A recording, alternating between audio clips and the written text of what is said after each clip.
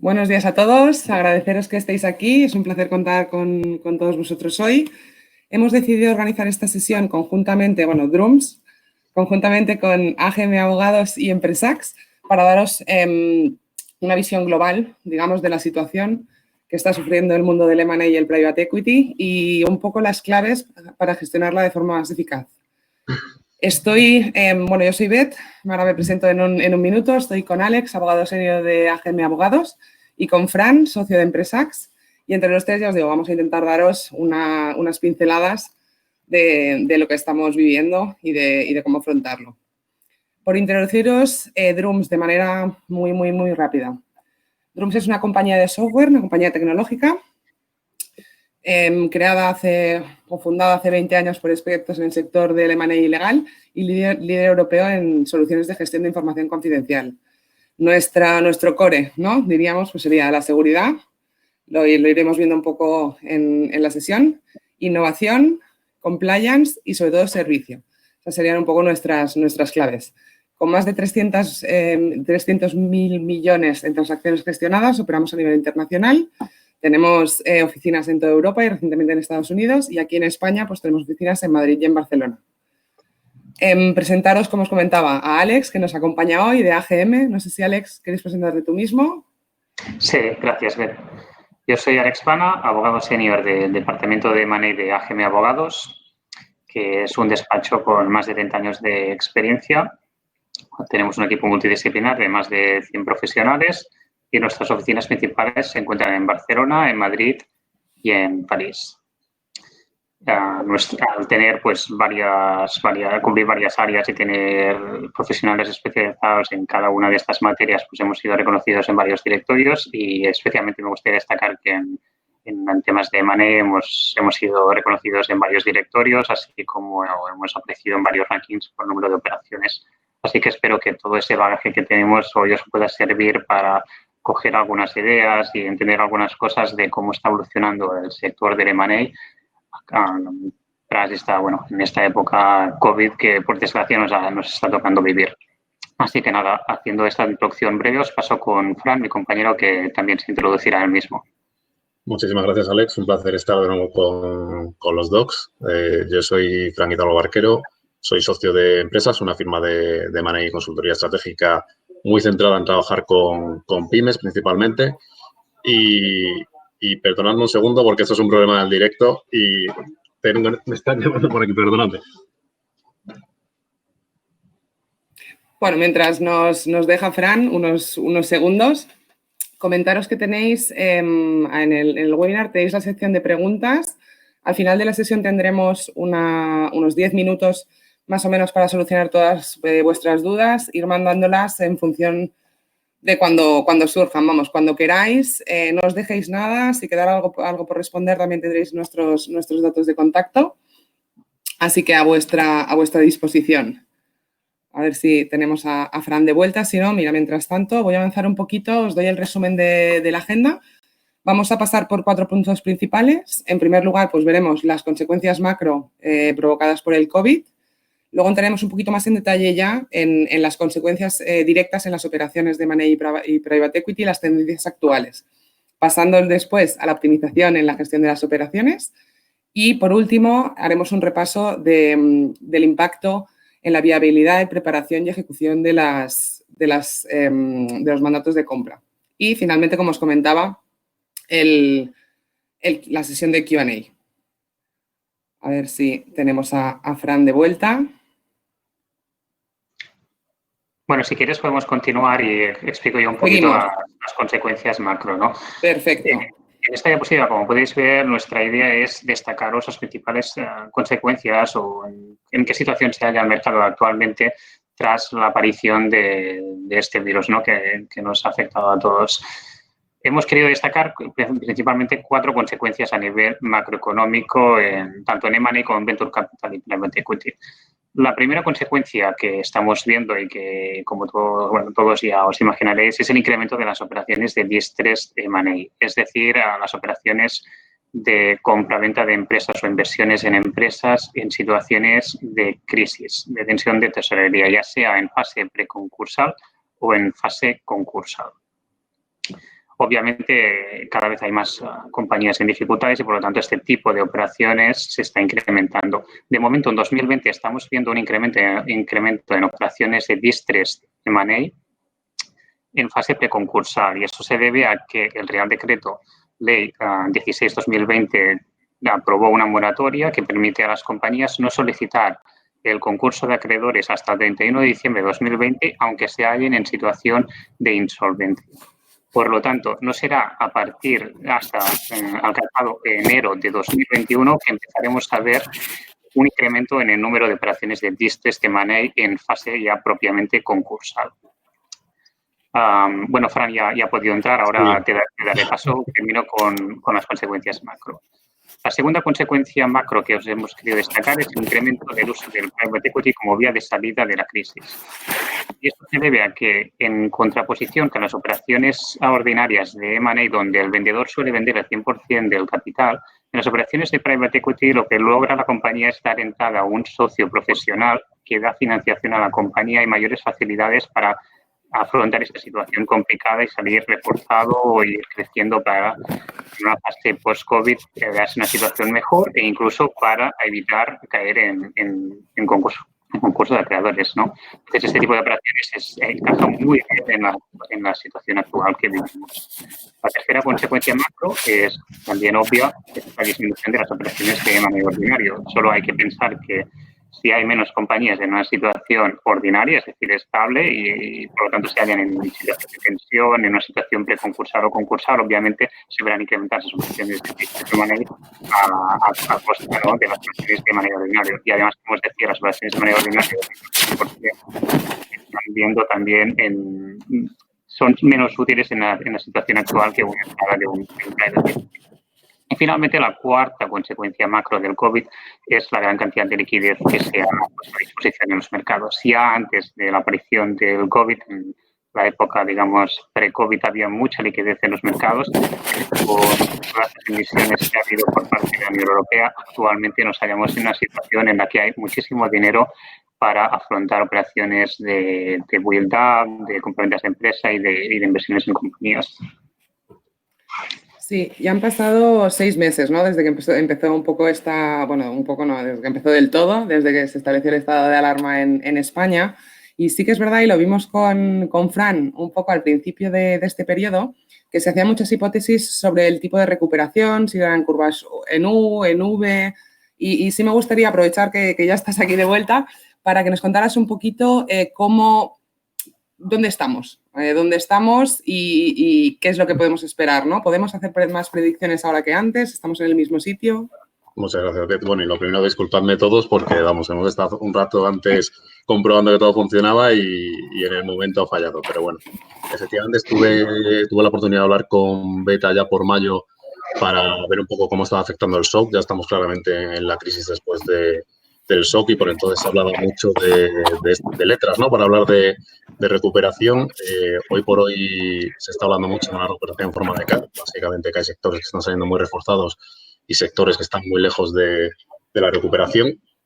Y bueno, en ese sentido sí que queríamos destacar, como veis ahí, algunas de las operaciones que creemos que han sido interesantes o que representan sectores que están teniendo mucha actividad en estos meses.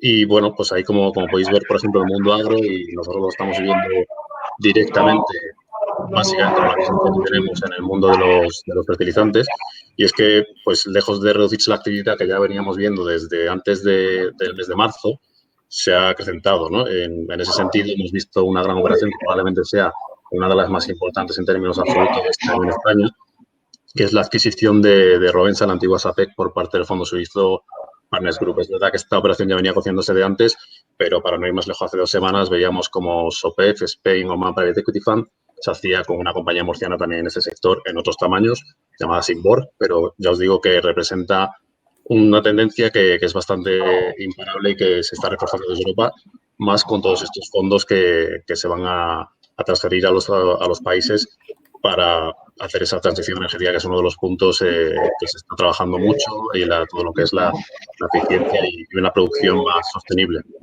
En ese sentido, también tenemos varios ejemplos en el mundo de la economía circular y de la transición energética, como mencionaba, y fondos como son Suma Capital o o Proa, a través de su participación en Eolectra, que ha hecho 2 adquisiciones de plantas de valorización de residuos.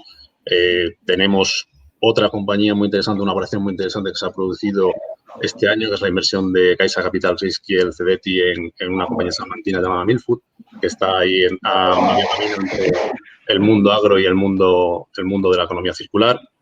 En el mundo de la tecnología yo creo que es bastante obvio, en todos los verticales se están produciendo muchísimas operaciones.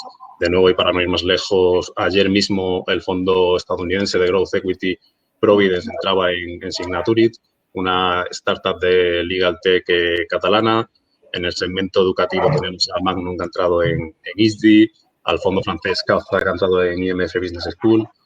Lógicamente, mayor digitalización supone mayor inversión en ciberseguridad y en ese sentido, pues Telefónica ha hecho también varias adquisiciones, como son Govertis o iHack Labs. De hecho, también hace unas semanas anunciaba que lanza un fondo específico para invertir en ciberseguridad y así podríamos seguir con otros tantos sectores, ¿no? A nivel industrial, la verdad es que hay distintos ejemplos. Tenemos al fondo ABAC, que ha entrado en Iberfrasa, un fabricante de productos de higiene, que es algo que también se podría esperar, ¿no?, en el contexto actual del COVID. Pero, como es lógico, las compañías y los sectores no se pueden analizar de manera aislada, sino que se aíslan, o sea, sino que se entrelazan unos con otros. Y en ese sentido, pues nosotros mismos estamos viendo un ejemplo en una compañía relevante en términos de distribución de productos de higiene para el canal Horeca, que ahí está, pues, uno de los damnificados que no tenemos previsión de ver cuándo se va a recuperar y que está afectando o infectando, podríamos decir, incluso a otros sectores que básicamente le proveían de todo tipo de productos, ¿no?, tanto alimentarios como servicios, etcétera.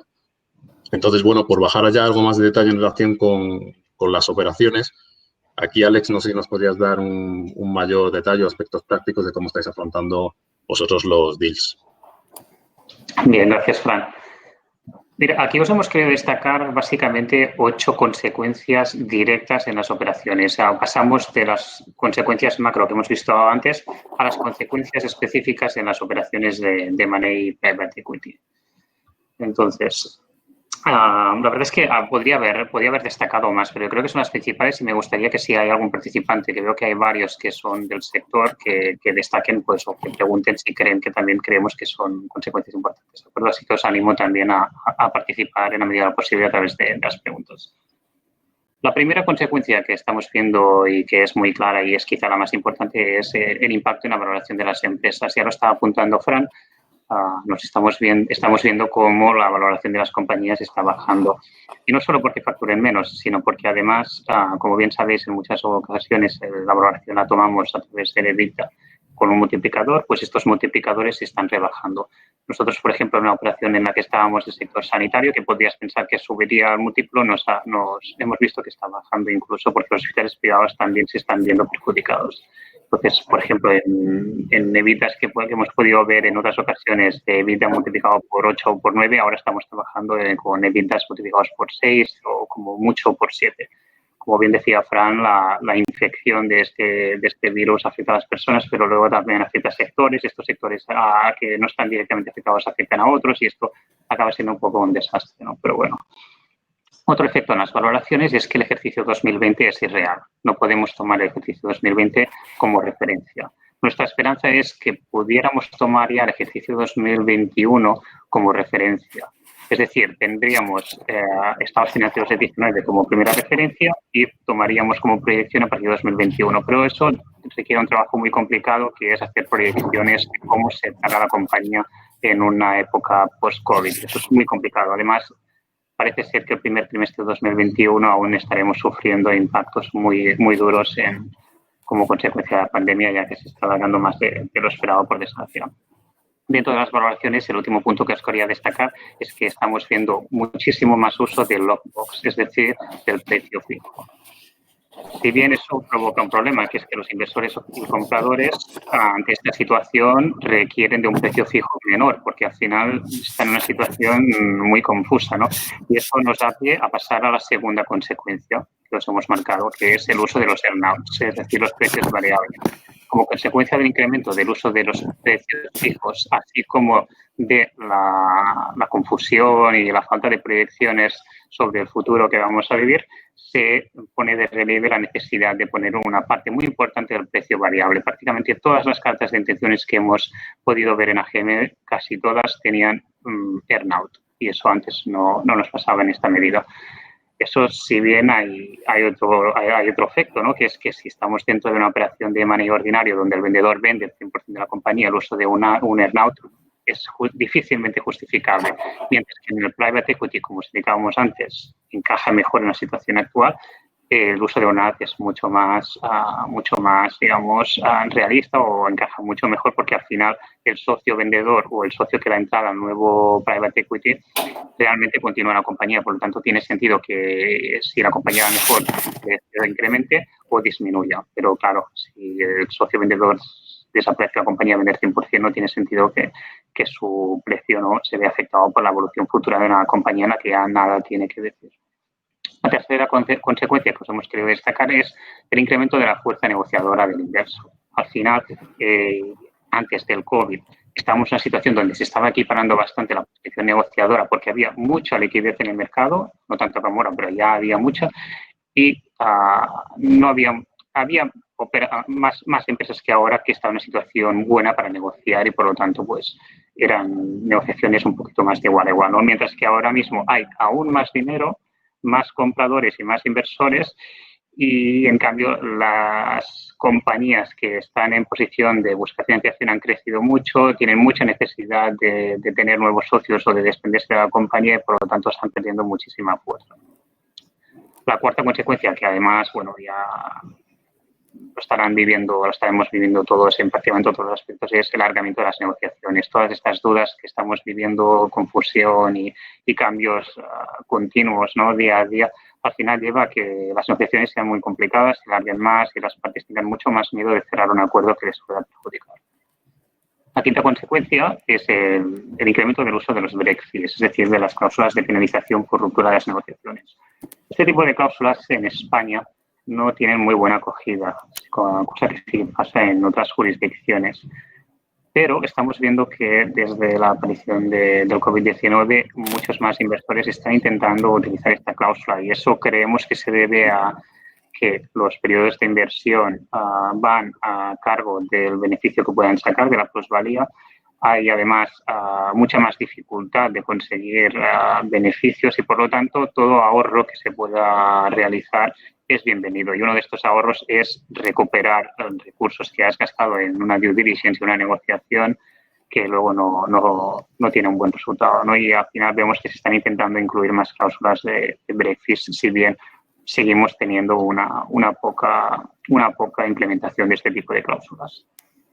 La sexta consecuencia que os hemos querido destacar en operaciones concretas, en aspectos prácticos, es el endurecimiento de las Aims and Guarantees, de las manifestaciones y garantías.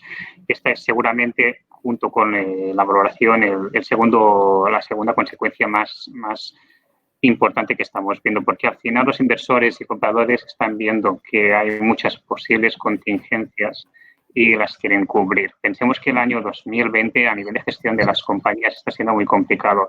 Hay muchas decisiones que se toman rápido, que se toman quizá a veces mal, que no se reflexionan tanto.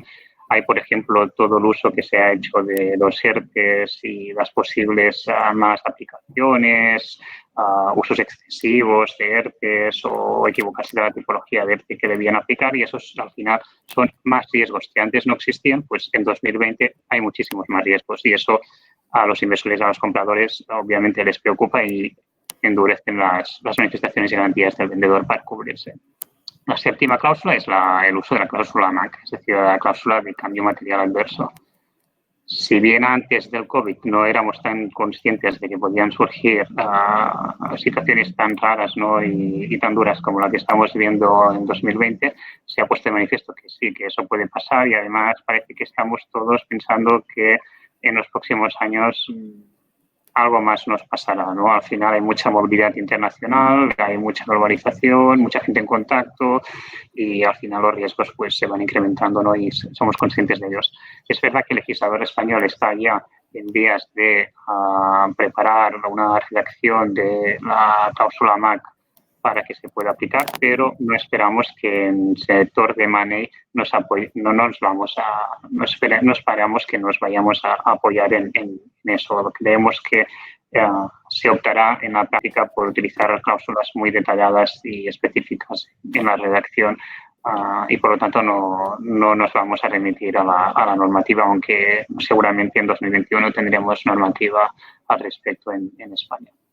Y la octava y última consecuencia a nivel práctico dentro de las operaciones es el incremento del uso de la sumisión arbitraje. Como bien sabéis todos los que estamos aquí, pues actualmente los juzgados se encuentran en una situación de colapso total y obviamente en este tipo de operaciones las partes no se pueden permitir demorar una resolución de un conflicto a 1, 2, 3, 4 años vista, lo tienen que solucionar en unos meses. Finalmente os hemos marcado aquí una pregunta, pero no tengo respuesta, la verdad, así que os la dejo abierta para que lo reflexionemos cada uno, que es si con el COVID vamos a ver implementados más seguros de Warranties and Indemnities, es decir, de seguros de M&A. En España se han intentado aplicar ya, se está intentando comercializar este tipo de seguros, se han hecho, sobre todo en operaciones muy grandes, y parece que ahora con el COVID hay ciertos inversores que están planteando la opción de utilizar más esta cláusula de estos seguros, pero veremos qué pasa, no lo sabemos.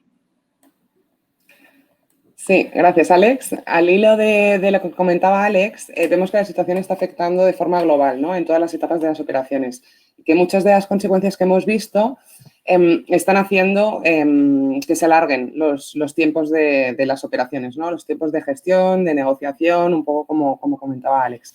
Esto sumado también al cambio en las metodologías de trabajo, ¿no?, que nos hemos visto obligados un poco por la situación y al teletrabajo, han puesto en el foco de las compañías, que creo que igual es de las pocas cosas buenas que se pueden sacar de esta situación, la necesidad de optimizar la gestión de los intercambios de información y los flujos de trabajo, así como la necesidad de evaluar los riesgos asociados a la seguridad o a la ciberseguridad, la seguridad de la información y al cumplimiento normativo en protección de datos, ¿no?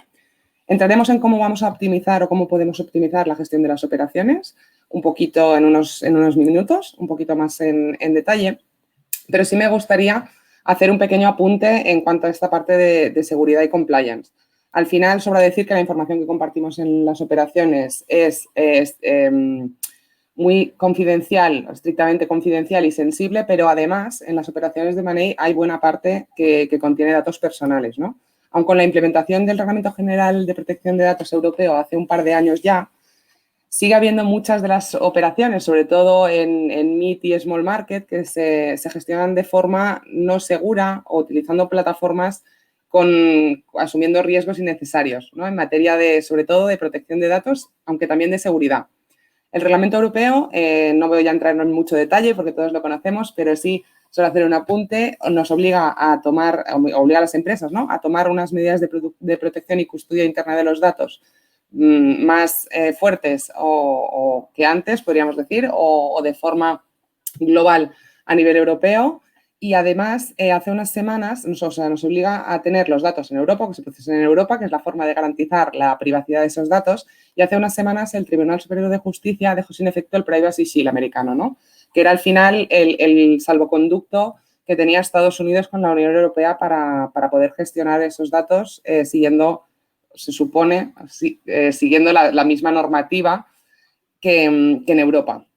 Entonces, ahora que esto no está en vigor, tener los datos o procesar los datos en Estados Unidos es un riesgo de incumplimiento de este reglamento. Y solo quería resumiros de forma muy rápida qué tenemos que tener en cuenta a la hora de contratar a un proveedor de servicios, sea de almacenamiento o de procesamiento de datos. Son 4 puntos clave. Todas estas tecnologías son tecnologías cloud. El cloud ahora da mucho miedo, ¿no?, un poco con esta nueva normativa, pero tenemos que diferenciar siempre entre cloud público y cloud privado. Al final, el cloud privado no deja de ser unos servidores privados. Por ejemplo, nosotros tenemos todo in-house, tanto servidores como software, servicio y demás. A partir de aquí, comentando lo de los servidores, tener claro si son servidores propios o son servidores subcontratados también o de terceros, y su localización, que estén dentro de Europa o de la área económica europea.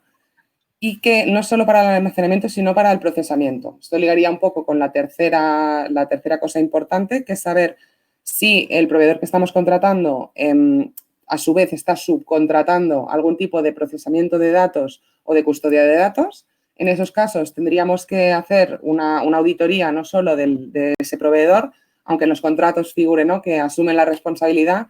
Nosotros como cliente o vosotros como clientes y dueños de los datos, al final sois los responsables de cumplir con esa normativa, ¿no? Y habría que hacer esa auditoría de todos los subcontratos que haya por detrás.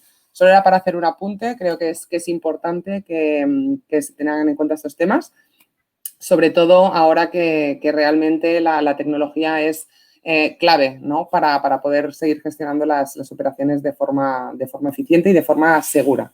No sé, Fran, ¿cuál es tu valoración un poco de estos riesgos, consecuencias más a nivel más detallado? Sí, bueno, en cuanto a la digitalización del proceso de Money, yo creo que, veo muchísimos asistentes que están en el sector y estarán de acuerdo en que esto es más un arte que otra cosa y no hay dos procesos iguales. Creo que a nivel de DIU sí que estamos avanzando mucho con herramientas como Drums, pero estamos muy lejos todavía de digitalizar muchas fases del proceso para hacerlo más ágil, sobre todo ahora que no nos queda otra, ¿no?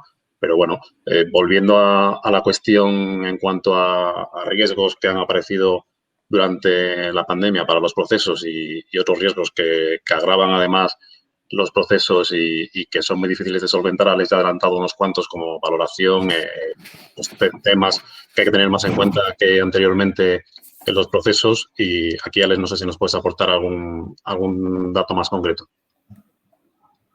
Sí, Fran, gracias. Mira, a mí lo que me gustaría hacer es identificaros 6 riesgos que creo que podemos solventar con el uso de recursos, por ejemplo, los que nos comentaba David, y con una buena metodología de trabajo, la que comentabas tú, seguir un procedimiento ordinario, y en cambio destacar también unos riesgos que se ha provocado como consecuencia del COVID que creo que no tienen solución, pero que podemos quizá amortiguar, ¿no?, siendo lo más diligentes posibles. Pero bueno, si alguno de los asistentes, ya que hay asistentes que se dedican a esto también, nos puede destacar alguno o preguntar por algún riesgo que crea que ha agravado el COVID y que está sufriendo, si nos lo puede poner, pues lo agradecería. Entonces, os digo, los 6 riesgos que creo que podemos solventar. El primero es el de no seguir los pasos ordinarios del M&A. Esto está en nuestras manos cumplirlo, es decir, no sabemos qué pasos hay que seguir para que el proceso sea seguro. Pues hagámoslo de principio a final, no intentemos pasarnos por alto una LOI si lo podemos hacer al final porque queremos ir al contrato de compra-venta. Hagámoslo y seamos diligentes. El segundo riesgo es la filtración de información confidencial. Todos sabemos que estamos tratando con información muy confidencial, pues seamos consecuentes con ello y hagamos todo lo posible para que esa información no se filtre a través de recursos y decidiendo muy bien quién maneja esa información.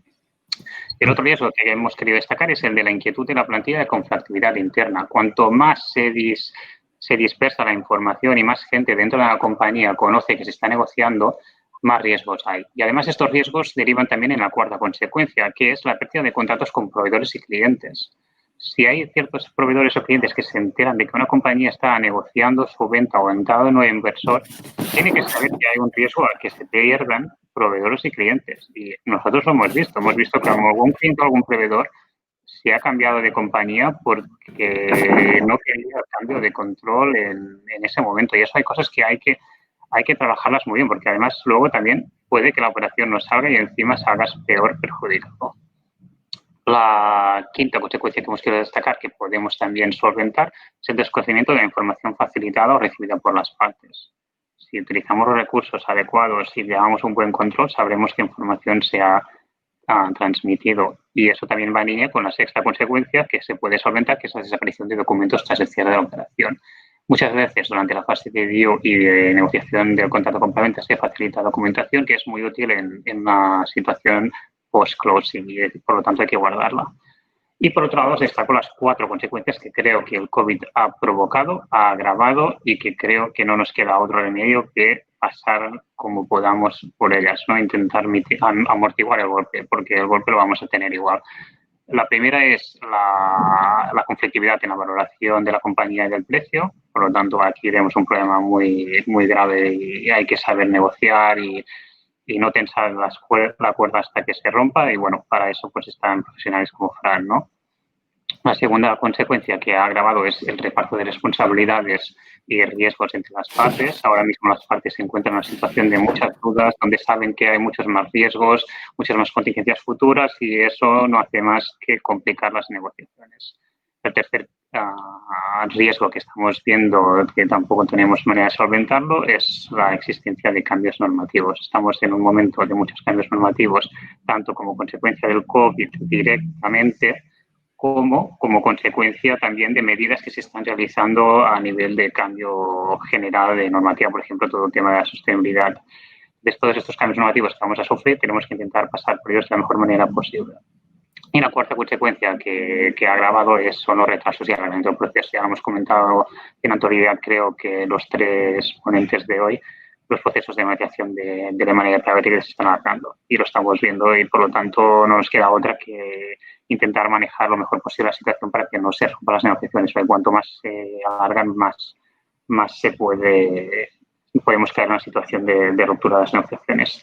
Así que, bueno, daré paso a ver para que nos destaquen algunos instrumentos que crea convenientes que podemos utilizar para tratar todos estos riesgos, ¿no? Sí, muchas gracias, Alex.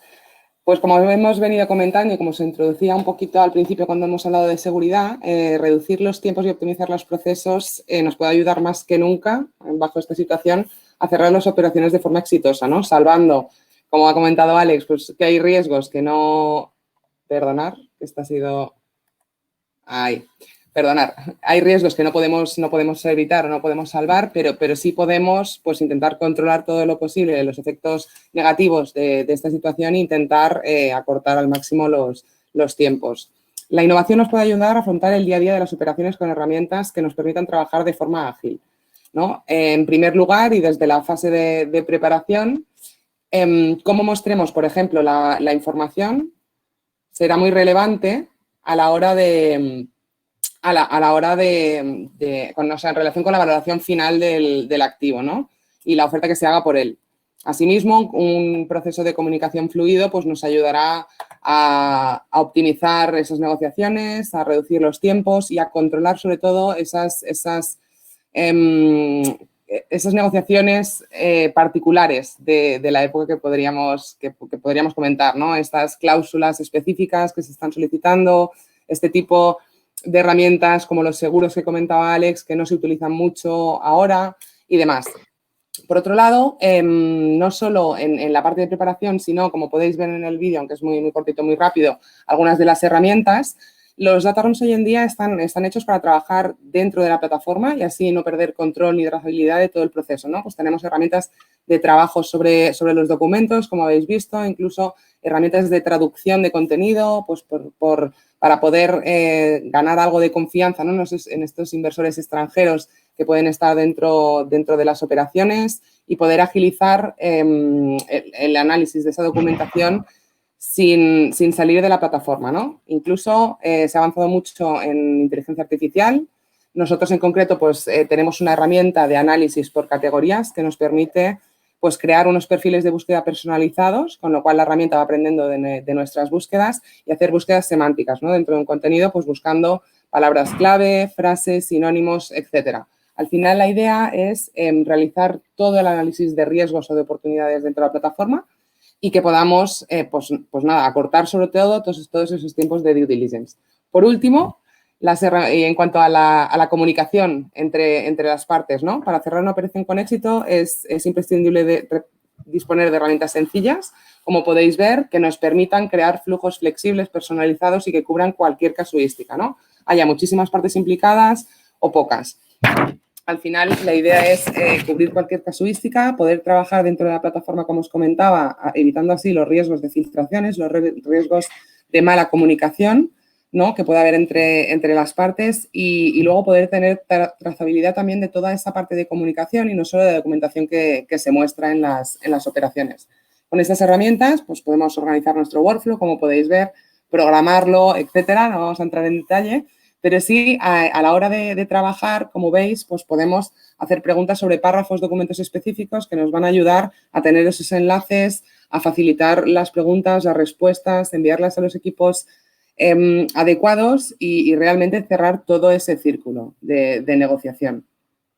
Me gustaría un poco, ahora tendremos la sesión de Q&A o de preguntas, pero antes de eso me gustaría terminar contigo, Fran, si puede ser, con el impacto en la viabilidad, preparación y ejecución de los mandatos de compra y de venta. No sé qué nos puedes contar en esa parte. Sí, perdonad que tenía el micro. Ha habido varios cambios, ¿no? a la hora de enfrentarnos a los procesos. Como sabéis todos, llamados de una manera u otra, los procesos de M&A al final se dividen en tres partes. La primera, análisis y preparación. La segunda, aproximación o marketing a esos potenciales compradores inversores en el caso de estar en el lado del vendedor. Y la tercera, de negociación o cierre. Y, bueno, un poco nosotros hemos ido tratando de adaptarnos.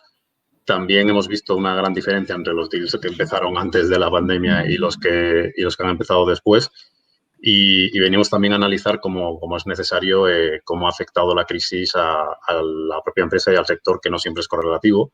Y un poco también, pues, oye, cómo ha afectado en términos económicos de valoración, que ya adelantaba algo Alex, y cómo ha afectado en términos contractuales a todo lo que son garantías, earnouts, contratos, etcétera, ¿no? Entonces, bueno, al final todo esto lo que resulta es que muchos deals se están ralentizando y otros tantos se están paralizando, pues, por la fricción que existe, entre otras cosas, entre comprador y vendedor, especialmente en aquellas compañías que nos han visto tan impactadas por la crisis, ¿no?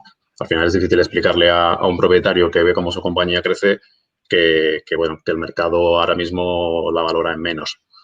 En todo caso, empezando por el principio, en la fase de análisis y preparación, como es lógico, nosotros nos estamos centrando mucho en el corto plazo, en intentar anticipar mes a mes qué ocurre con las compañías con las que trabajamos. Esto muchas veces es un problema, sobre todo trabajando con pymes, porque nos encontramos con que en muchas ocasiones no hacen esos cierres mensuales. Y sin esa información en este mundo en el que vivimos hoy, la supervivencia se hace todavía más difícil.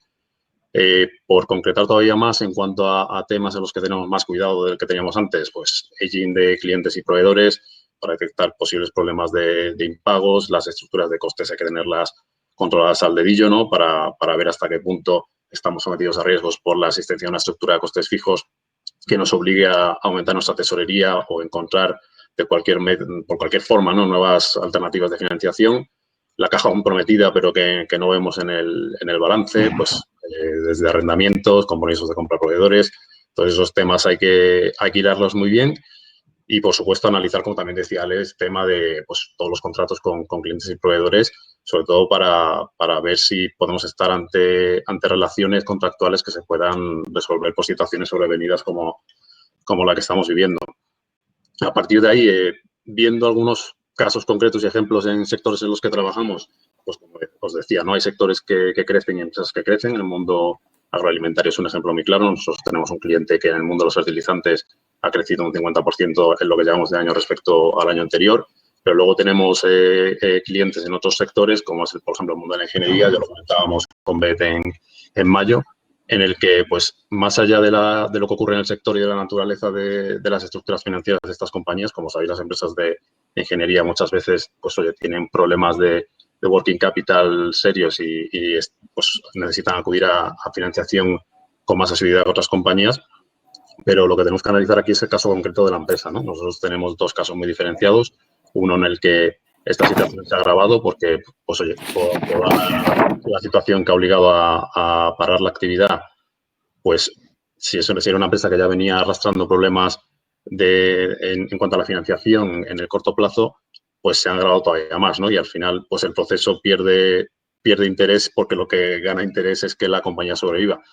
En el polo opuesto, dentro del mundo de la ingeniería, también tenemos compañías que, dentro de que tienen una naturaleza similar, están totalmente saneadas.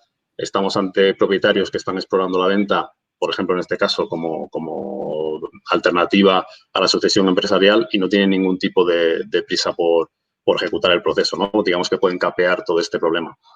Y todo esto lo lazo con el tema de la valoración de empresas. Al final, la valoración de empresas, todos sabemos que realmente es un tema, como decimos siempre, empírico, ¿no? Hay una serie de, más allá de los múltiplos, hay una serie de variables en el famoso descuento de flujos de caja que nos obligan a analizar la compañía en teoría desde un punto de vista objetivo, como son el crecimiento, la rentabilidad, la inversión y el riesgo. Y cogiendo esas variables, pues yo creo que es muy difícil que una compañía se siga valorando igual que hace un tiempo, más allá de que, como decía Alex, también podamos considerar que esto es excepcional y asumir que en 2021 nos vamos a recuperar.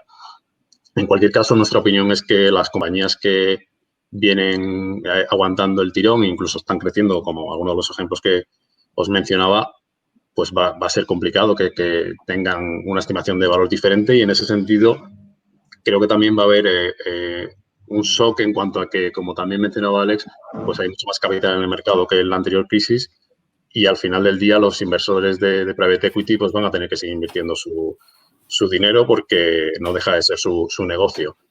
El problema es que van a tener un pool de compañías atractivas muy inferior al que tenían antes de marzo y en ese sentido nos parece complicado que las valoraciones vayan a variar tanto en ciertos segmentos, ¿no? Como podría parecer.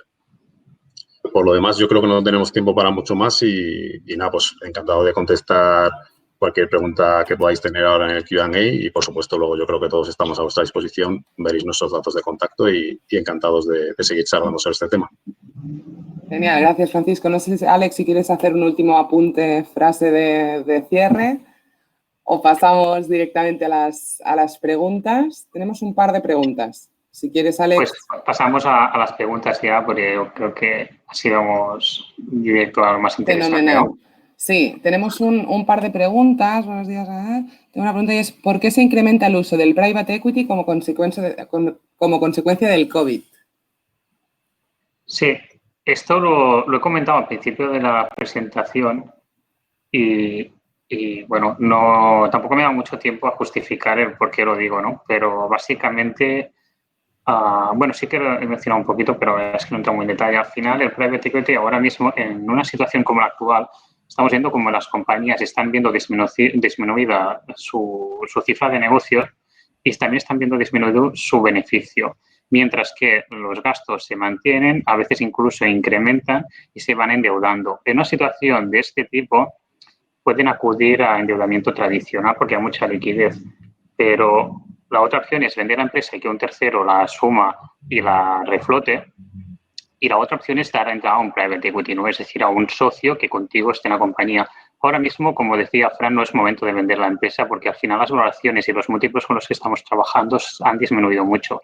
Entonces, es un buen momento para dar entrada a un socio que aporte financiación como una entidad de capital riesgo y que te ayude tanto a nivel financiero como en otros temas, como por ejemplo su red de contactos, conseguir más financiación, en este caso sí, y endeudamiento con su mejor hacer al final, porque eso es a lo que se dedican, y que eso te ayude a reflotar la compañía y que en un futuro ese socio que se iba a vender ahora la compañía la venda a una valoración mayor y, por lo tanto, participe de la plusvalía generada gracias al smart money que aporta un fondo de inversión, ¿no? Yo creo que ahora es un muy buen momento para acudir a private equity y al final es lo que realmente estamos viendo, que se están realizando más operaciones de participación minoritaria o mayoritaria en compañías.